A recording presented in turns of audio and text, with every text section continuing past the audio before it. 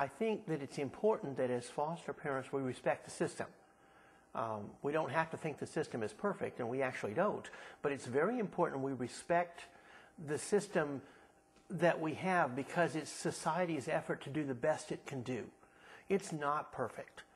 Children in foster care come with baggage very often. Parents who come to foster care sometimes have baggage too. And we felt it very important for the children's health because the kids have to come first. The system teaches you that, but we really believe that, and we tried all the time while they were foster placements with us to act with that in mind. Everyone should consider adopting an older child. It was something I didn't necessarily want to do, but as it was pointed out by a very wise man, all children become older children at some point. So we have such a great range of ages with our children, from a 4-year-old to a 13-year-old. So we get the full spectrum. There are so many children out there in the foster care system waiting for adoption, most of whom are older children, preteens to 17 and 18-year-olds. And these people deserve a home, deserve a family, so they have a chance in life, because it is so difficult to go out on their own the second the system lets them go at age 18. They just don't have any sense about life. They have to learn that through a family, and there are so many kids out there.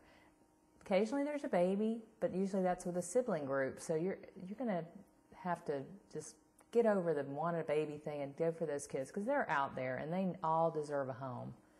And think of the values that we grew up with.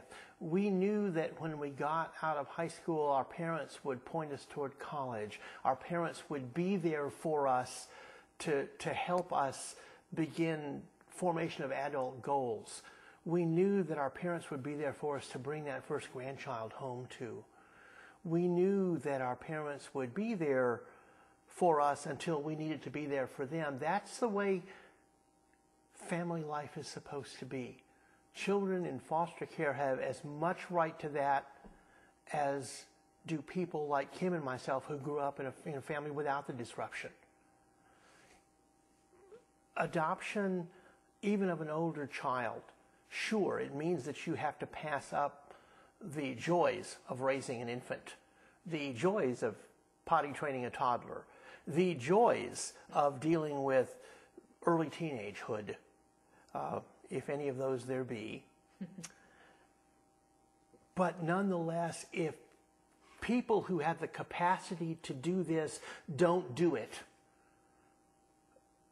the child is hurt, the child's future generations are hurt.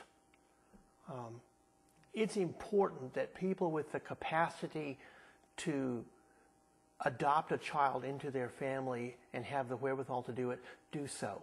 And the wherewithal doesn't mean the money, it means the emotional wherewithal, which I think is by far a greater price to pay.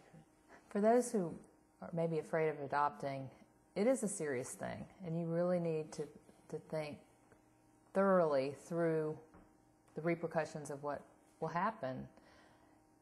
We hear about a lot of parents when they hear about adoption, well, I don't want any kids with behavioral problems or emotional problems or any kind of baggage whatsoever. Every child has something, whether you give birth to them or they are adopted. It is worth the risk, but you need to be ready for it, and don't take it lightly. It's not to get a new buddy in your house. It's to get a child, and every child has needs, no matter if you gave birth or if they are adopted.